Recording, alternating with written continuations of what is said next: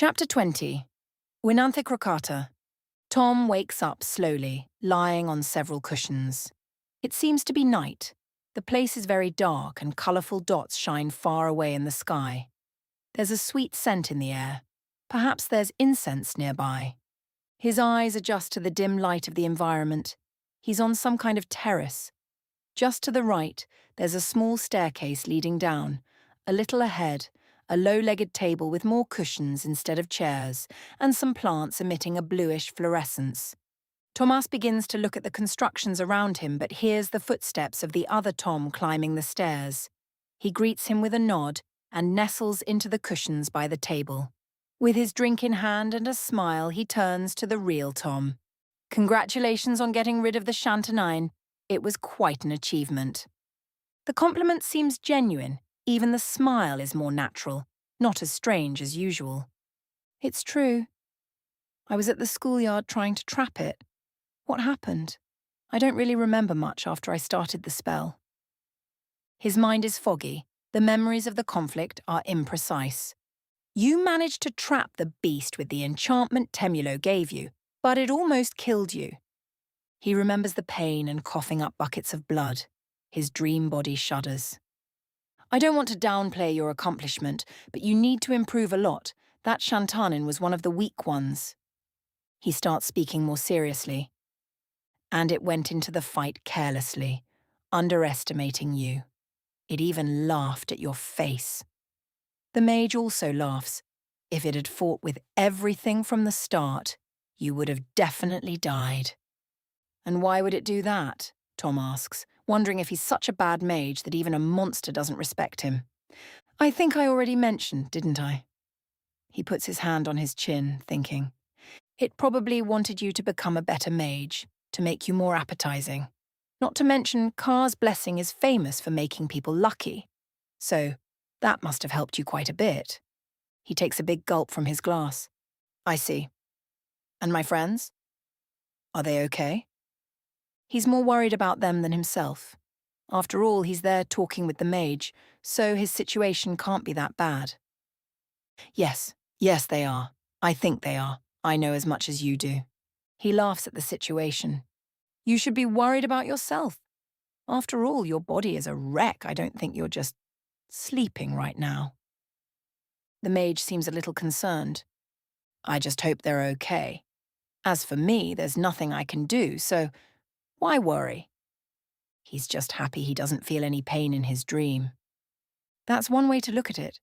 But you did well. I mean, in reality, no. But considering everything, for a week of magic, you did okay. The real Tom knows that should be a compliment, but the false one really needs to try harder. If Tom dies, Marifa goes down with him. Where are we? Did you live here too? He prefers changing the subject rather than getting irritated. Well used to the darkness, he can now see the place. They are indeed on a terrace of a small stone house. Several other boxy houses of the same style fill the area as far as the dim light allows. Some taller, others quite small, but all with plants emitting the same faint bluish luminescence around them. Yes, I lived here for quite a while in the slums of Krytunageri. He points to the ceiling. Those aren't stars, we're underground. So all the light we had came from these plants spread everywhere. Sounds cool. He thinks it would be fun to explore an underground city. Bushkar also spreads underground. Will he be able to go there now that he's trapped? Yes, but you should be thinking about what you're going to do now. After all, we're heading to Bushkar, and your situation there is not the best. The mage doesn't seem truly worried. This situation is just another for the boy to learn and overcome. Nothing serious. So much has happened, and I hadn't really thought about it. Just remembered now. He puts his hands on his face. The situation isn't terrible in Zara. At least it doesn't seem so. But Lullaby is definitely crazy and unstable, so who knows what might happen. Car's spirit will help you if things go really bad, but only if something serious actually happens. He looks a bit at the city with a nostalgic smile. But that doesn't mean you're completely safe. especially now that I have no idea how long you'll stay in this state. In this state? Another thing to worry about. Yes, trapped in the subconscious. Tomas hadn't realized the seriousness of his situation. Is it just fainting, or is he in a coma? There are people who never wake up from a coma. Try to find out if she plans to do something that keeps you trapped there permanently. If that doesn't happen, you'll be fine and can keep practicing anyway. He looks back at the boy. If it gets to the point where she can keep you there, I'll send you somewhere else. You're talking about this so casually. It wasn't you being harassed by 4 arms. The mage just laughs. Don't be dumb. Are you forgetting we're the same person? Sometimes you're such a fool. He takes another sip from his glass with a silly smile. Besides, if it were up to me, I would have already devoured her. He covers his mouth, stifling a mischievous laugh. Ugh, idiot. Better not pursue that topic. If you can send me to other places, why don't you do it now? He asks curiously. Zara is the perfect place to learn the arts of the gifts. The other places where I still have golems are more dangerous and you wouldn't have any help. That's almost 100% true. We're almost there anyway. Don't you want to ask me something? You're always drinking something. What is it? This? He points to the cup. It's a protein shake to get your mind ripped. He laughs foolishly. Tom frowns. Come on, ask something serious. I want you to tell me what happened in your original world. If I'm going to trust what you say, I need to know everything. The mage frowns too. He knows this was something that would come up sooner or later. Well, I can't now, we're out of time. But I promise that in our next meeting I'll tell you everything. Tomas can't answer. The image of his other self and the underground city fades in a pale flash. Slowly he begins to see the ceiling of the room where he is, the same luxurious room as before. His prison. The bed where he rests is very comfortable. He's floating, with the anchor of sleep pulling him into darkness. He wants to stay there for hours. Sleeping, it wouldn't be bad. He really needs to rest after all the afternoon messes he got into this past week. Again, he closes his eyes. He'll really take this chance and try to sleep. He has no idea if he'll manage to fall asleep in this situation. Maybe his mind will drift away again. The important thing is to try. He's desperate for a good night's sleep. Before this week, he hadn't realized how much he missed just crashing and waking up the next day. Tom's plans go smoothly until he feels something soft on his arm. A nice touch, different from anything he's ever felt. Carefree, he opens his eyes again, avoiding any unnecessary movement. Once more, the same sensation on his arm, now stronger. Not wanting to scare off the provider of this wonderful feeling, Tom slowly turns his face. Little Lullaby is under the sheets, pressing her body against his as she sleeps, both of them naked. The idea that she's sleeping next to a lifeless body in the same bed makes her seem even more unstable to the boy. But the truth is, he doesn't know how the golem reacts when he's not there. Lullaby wakes up from her cozy sleep, her 4 arms stretching while still lying beside him. He remains still, pretending not to know anything. Without noticing him occupying the golem, she slides her small body over his and rests her head on his chest. Some desires are stronger than any human resolve, and it's no different for Tom. Besides being soft, she smells really good. Lullaby kisses the spot where a Zeririan's heart would be, though he doesn't know that. Then she props her feet on his groin to reach the face of what should be just the golem. Without any ceremony, the little one starts kissing Tom on his oval mouth with the naturalness of an old lover. The boy is startled but instinctively enjoys the situation. He hadn't thought about Mandy in a long time, and at that moment he feels as good as he did when they were together.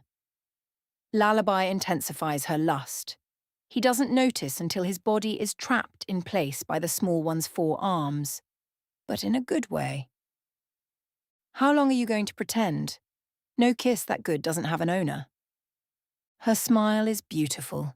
Her yellow eyes shine and dance like a cauldron of molten gold, but even Tom can see something's off. And we all know how clueless he is about picking up on Zara people's expressions. I just got here. He speaks shyly. Her warm body on his leaves him ecstatic.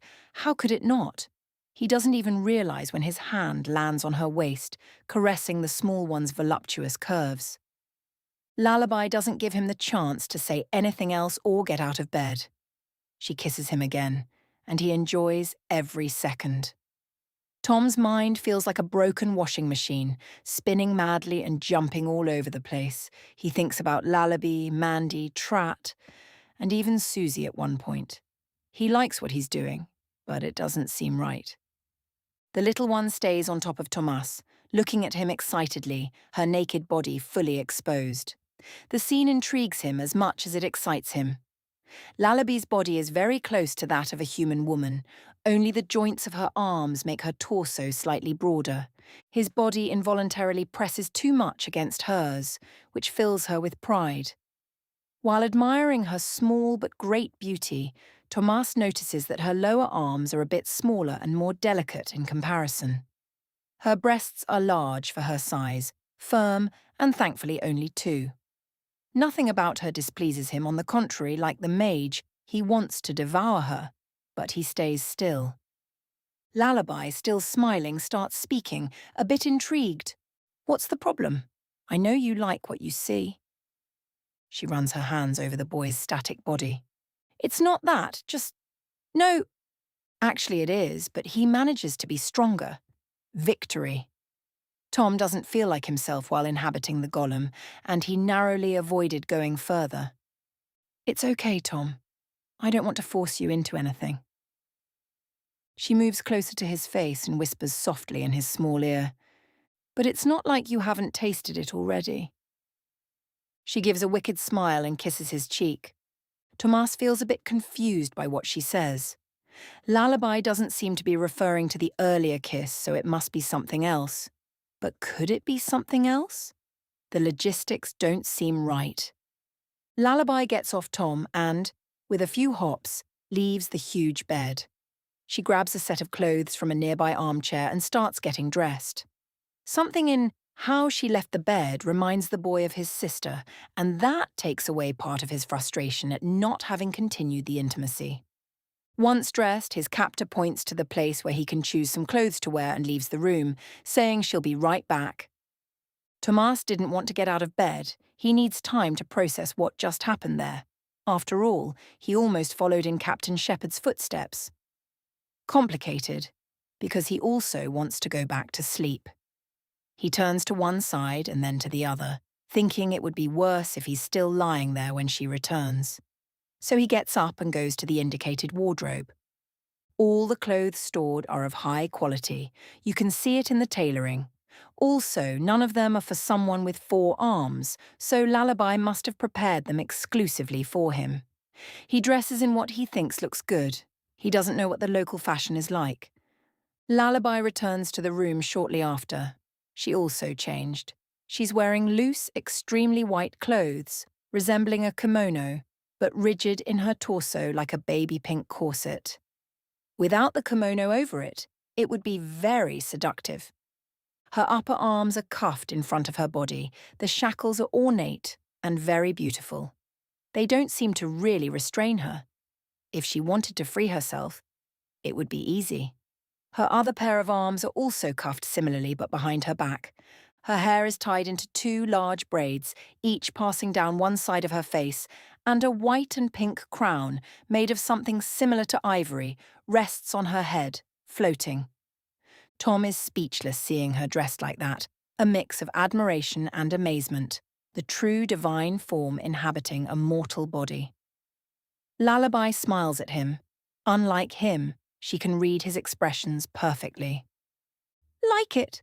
She does a spin, excited to show her look to her fiancé. Yes, you look perfect. But why these clothes? Aren't they too fancy? She wears an outfit that could belong to royalty or some cult. Fancy? She laughs out loud, almost a cackle. Only when you say these things do I remember you're not from here. She approaches the boy. Tom, I'm a representative of Gaul. I'm your voice and face representing you throughout Zara. I've never seen any other deity besides Ka. He remembers Shad but decides not to mention her. I figured as much when I saw your reaction. And we're in Ka's domains, so it was to be expected.